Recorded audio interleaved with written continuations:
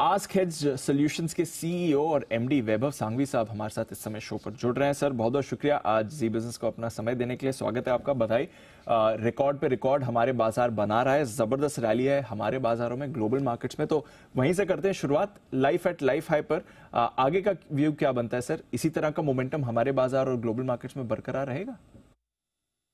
I think Deepanshu, ये अगर market का नजरिया देखिए फ्रॉम ग्लोबल पर्सपेक्टिव और local perspective, negative catalyst on the horizon अभी फिलहाल नहीं दिख रहे हैं।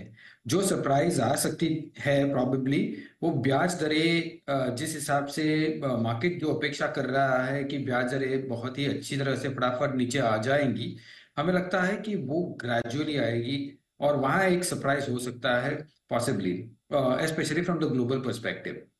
सेकेंड की ग्लोबल ग्रोथ की अगर बात करें तो चाइना में अभी भी वीकर ग्रोथ है। हालांकि गवर्नमेंट वहां की ट्राई कर रही है स्टिमुलस दे के उसको पंप अप करने की, but from a global perspective growth rates थोड़ी वीक है।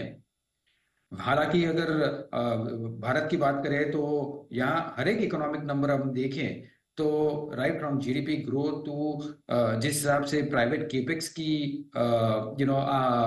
जो निशान हम देख रहे हैं, जो इंडिकेशंस हम देख रहे हैं, हमें लगता है कि डोमेस्टिक एंगल से इकोनॉमी रोबस्ट कंटिन्यूड रहेगी और इन्फ्लेशन भी कंट्रोल रहेगा। सो मूलतः के बात और सारांश में अगर बात करें कि नेगेटिव कैटलिस्ट नहीं दिख रहे हैं, वॉलेटिलिटी थोड़ी इंक्रीज हो सकती है, but markets will follow earnings.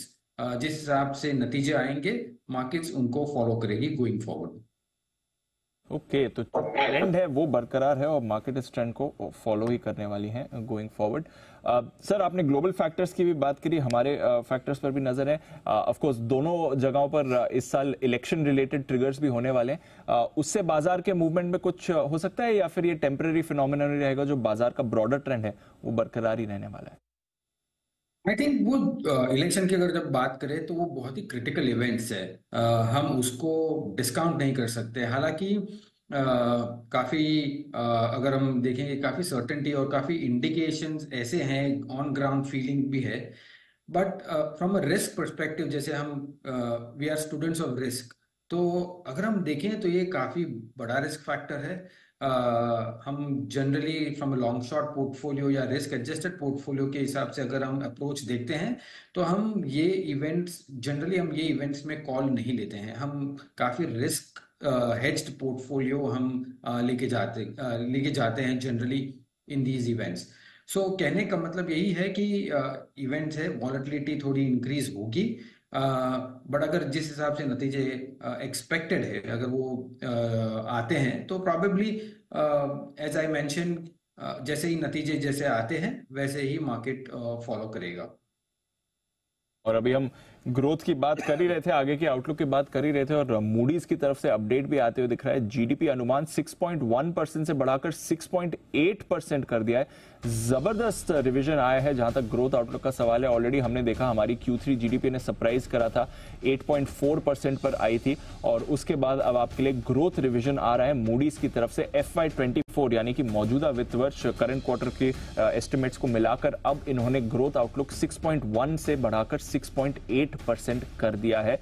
तो बढ़िया कॉन्फिडेंस मूडीज दिखा रहा है जहां तक भारत के ग्रोथ अनुमान की बात है, और बहुत ही शानदार यहां पर इन्हें आगे ग्रोथ की एक्सपेक्टेशन है। रीसेंट जीडीपी आउट परफॉर्मेंस के बाद यहां पर भारत का ग्रोथ अनुमान आपको बढ़ते हुए दिख रहा है। तो अच्छा अपडेट है ग्रोथ को लेकर। और अभी जैसे वैभव जी भी बात कर रहे थे, आगे का मोमेंटम भी बाजार का अच्छा है, कोई भी नेगेटिव कैटलिस्ट नहीं है। इनफैक्ट सारे पॉजिटिव डेटा ही आपको आते हुए दिख रहे हैं।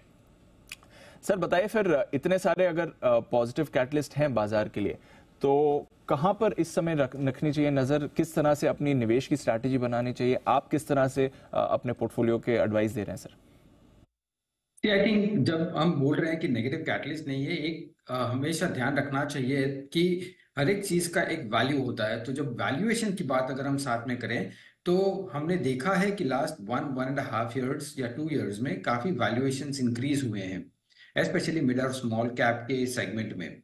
सो हमें ये भी लगता है कि ये एक पॉकेट है जहां पे थोड़ी रिस्क आ सकती है। अगर अर्निंग्स कैचअप नहीं होते हैं तो एक पॉसिबिलिटी है कि वहां एक करेक्शन की संभावना हो सकती है।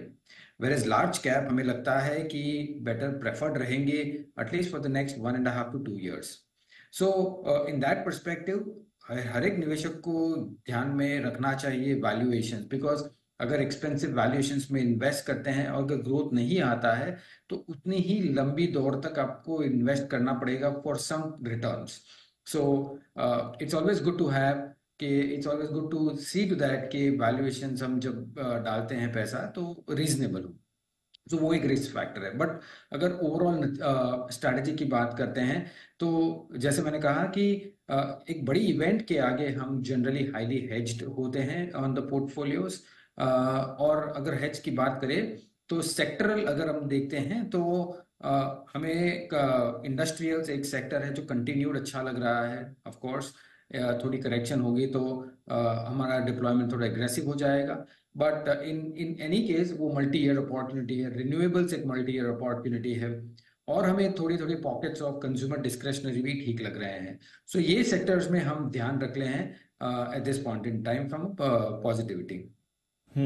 सर, ये प्रीमियमाइजेशन की जो स्टोरी है उसमें कुछ अपॉर्चुनिटीज दिख रही हैं. अभी हम बात कर रहे थे कि अक्रॉस कंजम्पशन कंपनीज की तरफ से प्रीमियमाइजेशन पर फोकस ज्यादा बढ़ रहा है और उसमें भी कुछ इंटरेस्टिंग नेम्स निकल कर आ रहे हैं. आप यहाँ पर अपनी कुछ पोजीशंस बना रहे हैं?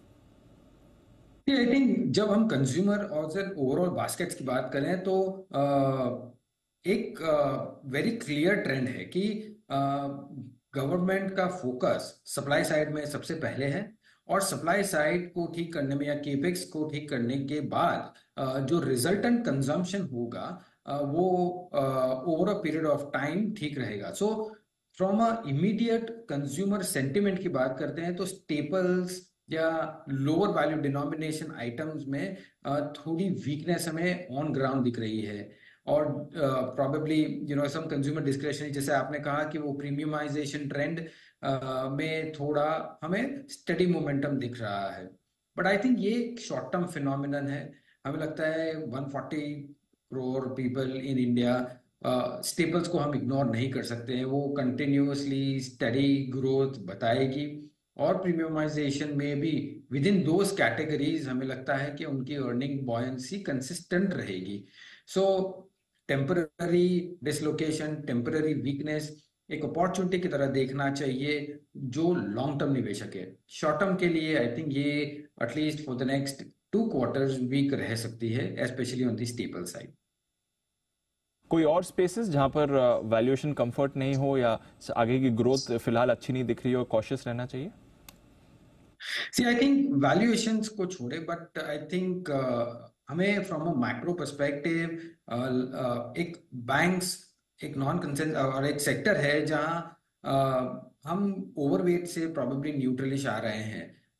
क्योंकि हमने best of the cycles in terms of growth, NPAs, return on assets, return on equity, ये सभी हम देख चुके हैं. और यहाँ से हमें लगता है कि इंक्रीमेंटली जब पर्सनल लोन पे थोड़ी आई वुड से थोड़ा रिस्ट्रिक्शन आ रहा है या प्रॉबेबली एक ग्रोथ थोड़ा वहाँ थोड़ा कर्टेल हो सकता है, वो जो high kind of margin business है, हमें लगता है कि यहाँ पे in spite of marginally cheaper valuations ये सेक्टर पे थोड़े हेडविंड्स रहेंगे. Of course tactically in between आप रैली देख सकते हो, but from a medium term perspective हमें नहीं लगता है कि यहाँ beyond a point valuations expand हो सकते हैं.